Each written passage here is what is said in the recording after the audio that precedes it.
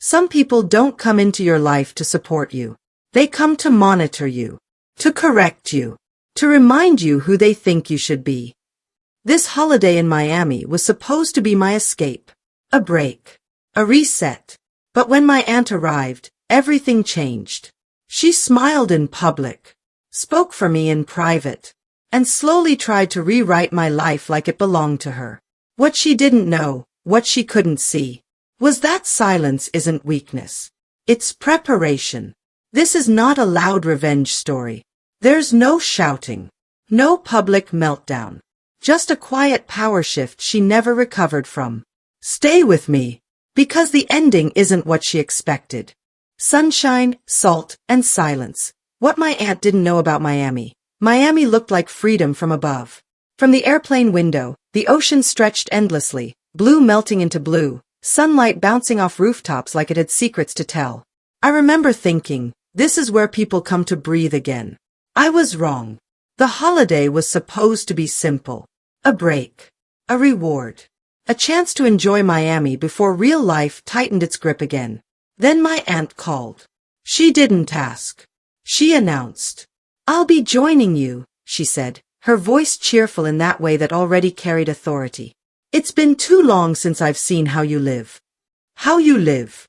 That phrase sat wrong in my chest, but I ignored it. I always did. She was family. Older. Concerned. That's what everyone called it. She arrived 2 days after I did. Miami International Airport was loud and alive, rolling suitcases, laughter, tourists already dressed like they own the sun. When I spotted her, she stood out instantly. Not because she looked lost, but because she looked like she belonged everywhere. Perfect hair. Perfect posture. Designer sunglasses indoors. She hugged me tightly, just a little too long. "Wow," she said, pulling back and scanning me from head to toe. "Miami suits you, but you've gained weight." That was the first sentence. I laughed it off. Habit. Survival. Family training. The drive to my apartment was filled with her talking, about relatives back home, about who was failing, who was disappointing, who could have done better. She never asked about my trip, or my plans, or how I felt. When we reached my place, she stepped inside like an inspector. "This is it?" she asked. "It's temporary," I replied. She nodded slowly. Judgment filed away. That night, she insisted we go out. Not to relax, but to be seen. South Beach was loud, neon-lit, overflowing with people chasing something they couldn't name. We sat at a rooftop restaurant, wind tangling my hair, music vibrating through the floor. She ordered for both of us. "You don't need all that," she said when I reached for the menu. "Trust me." Trust her. Throughout dinner, she corrected how I spoke, how I laughed, how I sat. When I checked my phone, she frowned. "Always distracted," she said. "That's why people don't take you seriously." I swallowed it, like I always had. But then she leaned closer, voice low, smiling. "I ran into someone today. A friend of mine lives here." "Oh," I said. "Yes." I told her everything about you. Your struggles. Your mistakes. Your phase. My stomach dropped. "That wasn't necessary," I said carefully. She waved her hand. "Please. I was protecting you. People should know what they're dealing with." That night, lying in bed, Miami's distant sirens echoing through the window, something shifted in me. Not anger. Clarity. This holiday wasn't a visit. It was surveillance. And my aunt didn't come to enjoy Miami. She came to measure me. What she didn't know, what she couldn't see yet, was that Miami had already changed me. And I had finally learned something dangerous. Silence is not weakness. It's preparation. Miami wakes up early, even when you don't want it to. Sunlight slipped through the blinds like it had business with me. I lay still, listening. The kitchen cabinets opened and closed. The tap ran. My aunt was already awake, already active in a space that wasn't hers. By the time I stepped out of my room, she was dressed, polished, scrolling on her phone with purpose. "Morning," I said. She looked up. "You sleep too much. Successful people don't do that." It was 8:12 a.m. She slid her phone into her bag. I made plans for today. You didn't ask, I replied, calm. She smiled. I didn't need to. That was how it always worked. Her confidence wasn't loud. It was absolute. She moved like the world naturally rearranged itself for her convenience. We drove through Brickell. Glass buildings, expensive cars, people who looked like they were late to meetings that mattered. She watched everything closely. So, she said casually, how much do you actually earn? I hesitated. Enough. She laughed. Enough is what people say when they're embarrassed. At a cafe near the bay, she spotted a woman she claimed to know, mid-40s, stylish, curious eyes. Introductions happened quickly. This is my niece, my aunt said. She's figuring things out. I corrected her gently. I work remotely. I'm doing fine. My aunt placed a hand on my arm. Light. Controlling. Don't oversell it. Humility is important. The woman nodded, already absorbing the story my aunt was writing. They talked. I listened. My aunt spoke about me like I wasn't there. She's always been sensitive. She struggles with decisions. She means well, but you know how young people are these days. Every sentence polished her image and shrank mine. And here's the part people don't talk about. It wasn't what she said. It was how comfortably she said it. Like she'd practiced. When the woman left, my aunt sighed. I worry about you. I really do. I looked at her. Then stop embarrassing me. Her smile didn't fade. It hardened. I'm not embarrassing you, she said softly. I'm explaining you. That sentence stayed with me all day. Back at the apartment, she took photos. Of the view. Of the furniture. Of me, when I wasn't ready. For memories, she said. But later, when her phone buzzed nonstop and she turned it away from me, I saw my own face reflected faintly on the screen, sent somewhere else, captioned by her voice, not mine. That night, she made a call from the balcony. She didn't know I could hear her. She's still not where she should be, she said. No, I'm helping her. Yes, I'm keeping an eye on things. Keeping an eye. Like I was a risk. Like I was a liability. I went back to my room and sat on the edge of the bed. My chest felt tight, but my mind was calm. This wasn't new. This was just clearer. Some people don't come to support you. They come to document your failure so they can feel successful. And suddenly, I understood something crucial. My aunt didn't want me to grow. She wanted me manageable. That was the night I stopped reacting. I started observing. What she said. Who she called. What made her confident. What made her nervous. Revenge doesn't start with confrontation. It starts with information. And Miami, loud and careless and honest, was about to give me plenty. Miami doesn't hide things. It exposes them. By the third day, my aunt had settled into a routine, morning calls, afternoon outings, evening check-ins with people back home. She spoke about Miami like she was scouting property, not visiting family. That morning, she suggested brunch. I invited someone, she said while adjusting her earrings in the mirror. An old friend. She works in finance. I paused. Did you tell her about me? Of course, she replied. Why else would she be interested? The restaurant was upscale, white everything, sunlight bouncing off polished surfaces. The kind of place where conversations are soft but reputations are loud. Her friend arrived with confidence and curiosity. So, the woman said, smiling at me, your aunt tells me you're between paths.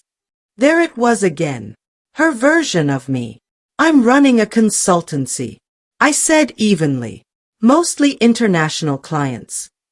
My aunt laughed lightly. You always exaggerate. The woman glanced between us, confused but entertained. Then my aunt leaned in, voice lowered like she was sharing a secret.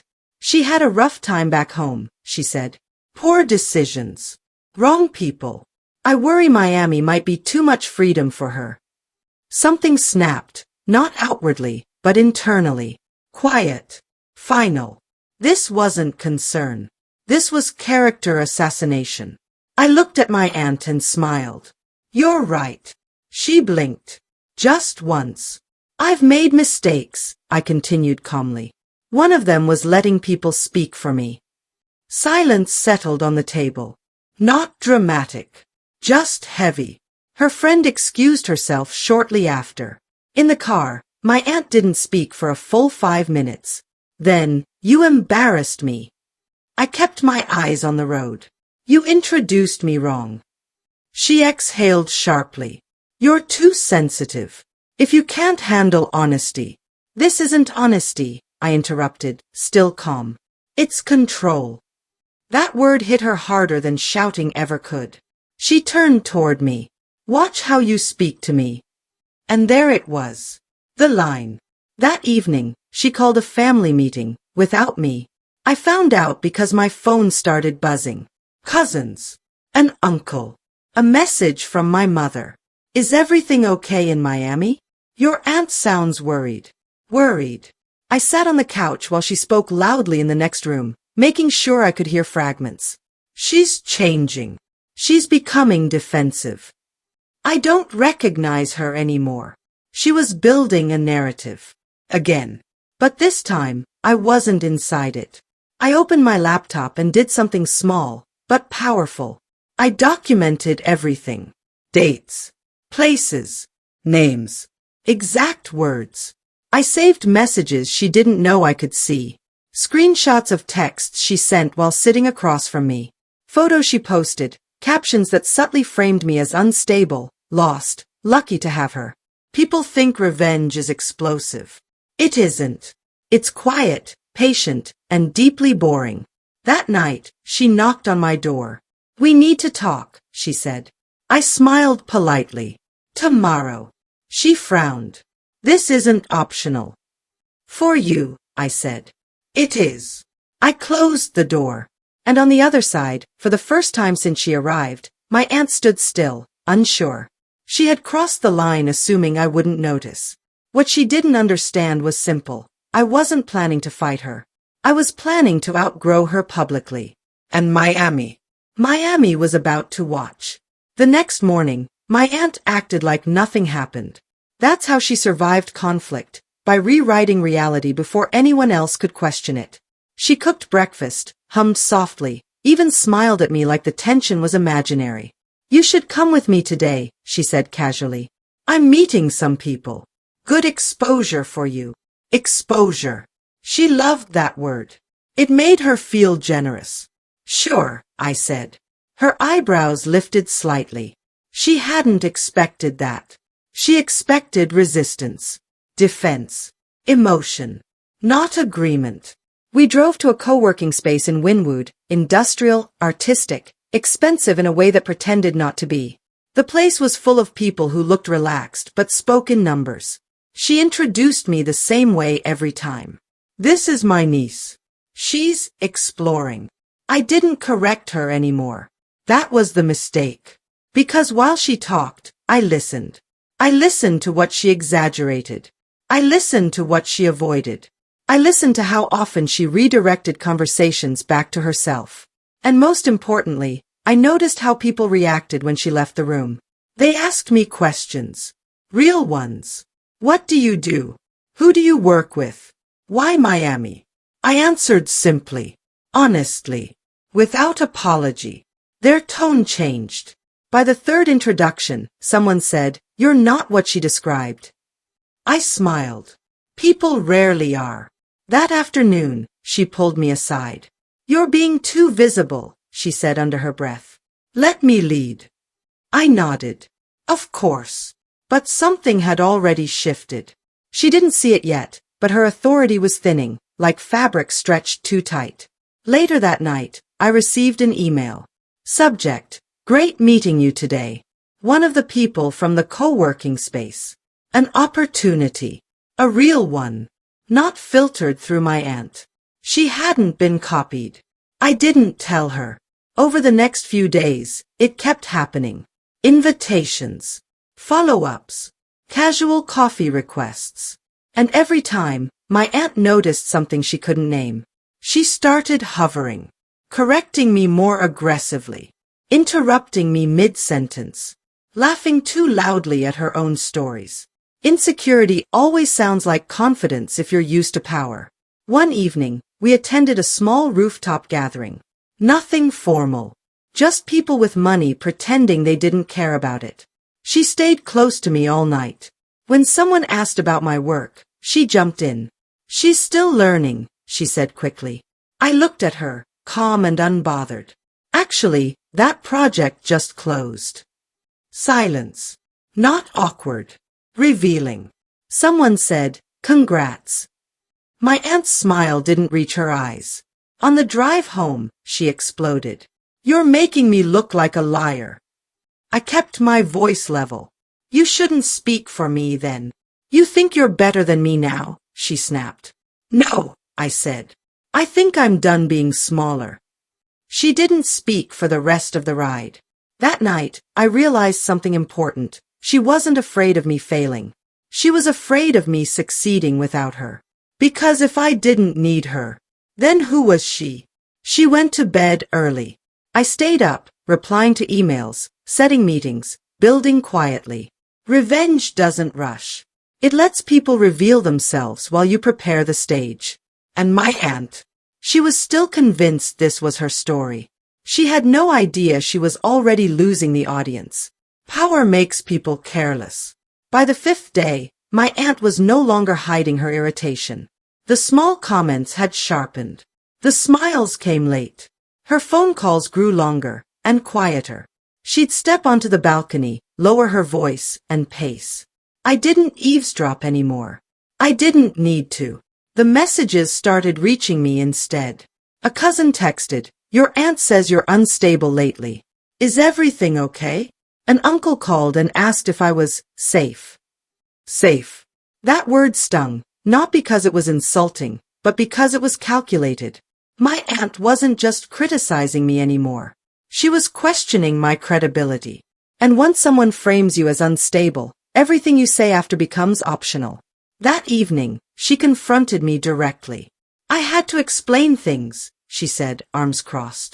"People are worried." "About what?" I asked. "About you making reckless choices. About Miami influencing you." I nodded slowly. "So you told them I'm unstable." She scoffed. I said emotional. Same weapon. Different word. I didn't argue.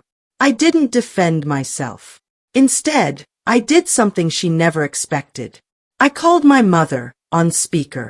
"Hi," I said calmly. "I hear there are concerns." My aunt froze. I spoke clearly. No emotion. Just facts. Where I'd been. What I was doing. Who I'd met. What I was building. Then I said, "If there are questions, I'm happy to answer them directly." Silence on the line. My mother hesitated. "Your aunt made it sound different." I looked at my aunt. She was already shaking her head. "That's why I'm calling," I said. "I don't want misunderstandings traveling faster than the truth." After I hung up, my aunt exploded. "You went behind my back." "No," I said quietly. "I went around you." She stared at me like she didn't recognize me anymore. "You're manipulating people," she accused. I smiled faintly. "You taught me how." That night, she packed. Not fully, just enough to send a message. "I think it's best I cut this trip short," she said. "You need space." Space. Another word she used like a verdict. "Do what you need to do," I replied. She expected panic. She got relief. Before bed, I received another message from one of the people she'd introduced me to earlier that week. "Just wanted to check in. Heard something odd. Didn't sound like you." That's when I knew. Her lie had moved too fast. Too many people had seen me, heard me, watched me operate calmly while she dramatized. She thought Miami was just a backdrop. She didn't realize it was a filter. It stripped away exaggeration. It exposed insecurity. It rewarded confidence without noise. And for the first time, my aunt was experiencing something unfamiliar. People were asking me before believing her. She left 2 days later. No hug. No apology. Just a tight smile and a warning, don't forget where you came from. I watched her walk away, suitcase rolling behind her. And I realized something powerful. Revenge isn't about destroying someone. It's about removing their authority over your story. And mine. Mine was just getting started. The apartment felt different the moment the door closed behind her. Not quieter. Clearer. No footsteps tracking my movements. No commentary floating through the rooms. No version of me being edited in real time. Miami breathed again. For the first time since the trip began, I woke up without bracing myself. I made coffee slowly, stood by the window, and watched the city move like it didn't need permission. Then my phone buzzed. Not family. Work. A meeting confirmation. A contract draft. A casual message that said, let's move forward. None of it involved her. That was the point. Over the next week, things stacked quietly. Nothing dramatic. Just progress, the kind that doesn't announce itself. I took meetings she didn't know about. I visited places she would have disapproved of. I made decisions without explaining them to anyone. Back home, the narrative began to crack. At first subtly. A cousin asked for my advice. An aunt congratulated me on that Miami thing. Someone forwarded me a message my aunt had sent, full of concern, heavy with exaggeration. People read it, then called me instead. She noticed. She started texting. Just checking in. Hope you're being careful. Don't forget family matters more than success. I replied politely. Briefly. Without detail. And that unsettled her more than silence ever could. Because control requires access. Then came the call. She didn't greet me. She went straight to the point. You've changed, she said. Yes, I replied. And people are treating me differently. I didn't rush to respond. Finally, I said, that's not my doing. She laughed, brittle. Don't pretend. Ever since Miami, since you left Miami, I corrected. Silence. She lowered her voice. You're making me look bad. There it was. Not concern. Not family. Image. I didn't say anything about you, I said honestly. I just stopped letting you speak for me. You think this is a win, she snapped. You think people won't see through you? I smiled, though she couldn't see it. They already see, I said. That's the difference. She hung up. No goodbye. A week later, I heard what happened next. She tried to warn someone about me, again. But this time, they asked questions. Specific ones. Timelines. Proof. She didn't have any. Because stories don't survive contact with reality. And the most painful part for her wasn't being exposed. It was being irrelevant. Miami hadn't turned me against her. It had simply removed the environment where her version of me could survive. Months later, I posted a photo. Nothing flashy. Just me, working, sunlit window behind me. Calm. Grounded. No caption. She saw it. I know because she blocked me. And I laughed, not out of cruelty, but relief. Because revenge didn't arrive like a storm. It arrived like peace. And peace, I learned, is the loudest conclusion of all. People think power dynamics begin in adulthood. They don't. They begin the first time a child learns that love comes with conditions. My aunt had always been there. That's what made it complicated. When my parents struggled, she stepped in. Paid school fees once. Bought groceries. Showed up at events when others didn't. And every act of kindness came with an invisible receipt. You know I sacrificed for you, she'd say, not angrily, just factually. I pushed you because I wanted better for you. If I didn't care, I wouldn't interfere. So, I learned early that gratitude meant silence. That questioning her meant betrayal. That independence felt like ingratitude. By the time I was grown, she didn't need to shout. I corrected myself automatically. Miami didn't create the conflict. It exposed the history. One night after she left, I couldn't sleep. I sat on the floor with my back against the couch, phone in my hand, scrolling through old messages. Years of them. Advice that felt like instructions. Warnings disguised as concern. Praise that always redirected attention back to her. I realized something painful. She didn't just want credit for helping me survive. She wanted ownership over who I became. And when Miami showed her she no longer had that ownership, she panicked. That's why she escalated. That's why she lied. That's why she tried to label me unstable. Because if I was confused, she was still necessary. And necessity was her leverage. I cried that night, not loudly, not dramatically, just quietly, like grief finding its way out. Not for her. For the version of myself that thought love meant shrinking. 3 months later, she called again. This time, her tone was different. Careful. I think we should talk, she said. Properly. I agreed, not because I needed closure, but because I wanted to see who she was without control. We met when I visited home briefly. Neutral space. Public cafe. Daytime. She looked older. Not physically, energetically. Like someone whose certainty had been questioned too many times. She started softly. I hear you've been doing well. Thank you, I replied. A pause. Then, people say you've changed. I nodded. I hope so. She leaned forward. You didn't have to push me out. That sentence almost worked. Almost pulled me back into guilt. But I was different now. I didn't push you out, I said gently. I stepped forward. She frowned. After everything I've done for you? There it was. The receipt. I'm grateful, I said. But gratitude doesn't mean surrender. Her voice sharpened. So, I'm the villain now? No, I replied. You're just not the narrator anymore. That landed. For the first time in my life, she didn't interrupt me. I continued. You don't trust people unless they need you. And I don't need you anymore, not to define me, not to protect me, not to explain me. Her eyes filled, not with tears, but with something harder. Loss of position. I was afraid you'd fail, she said quietly. I believed her. And I was afraid I'd never be allowed to succeed, I said back. We sat there, two truths finally in the same room. She didn't apologize. I didn't ask her to.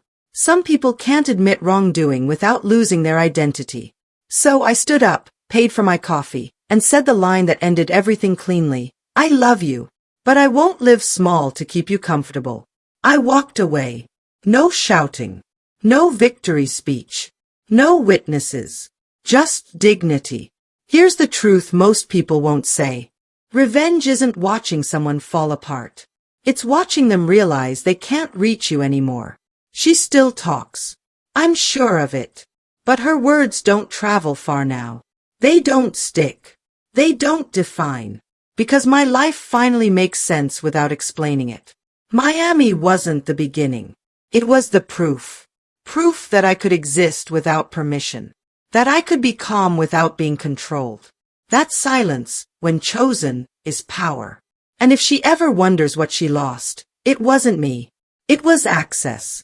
Years pass quietly when you're finally living honestly. No announcements. No explanations. Just momentum. Miami became a reference point in my life. Not a location, but a dividing line. Before, permission.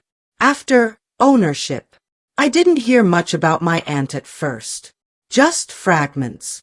Second-hand updates that slipped into conversations like static. She's not as involved anymore. She keeps to herself now. She talks about you, strangely. Strangely meant without authority. Then came the day I didn't expect. An invitation. Not from her, from someone else. A family event. Milestone celebration. Public. Inescapable. I considered not going. Peace gives you that option. But something in me said, go. Not to prove anything, just to exist. When I arrived, the room shifted in a way you only notice when you've lived both versions of yourself. People looked at me differently. Not impressed. Not curious. Certain. They asked questions, but not the kind meant to test. The kind meant to learn. And then I saw her. Across the room. Still polished. Still composed. But smaller. Not physically, structurally. She watched me the way people watch storms that no longer reach them. When we finally stood face to face, time folded in on itself. She smiled first. I hear you're doing very well, she said. No qualifiers.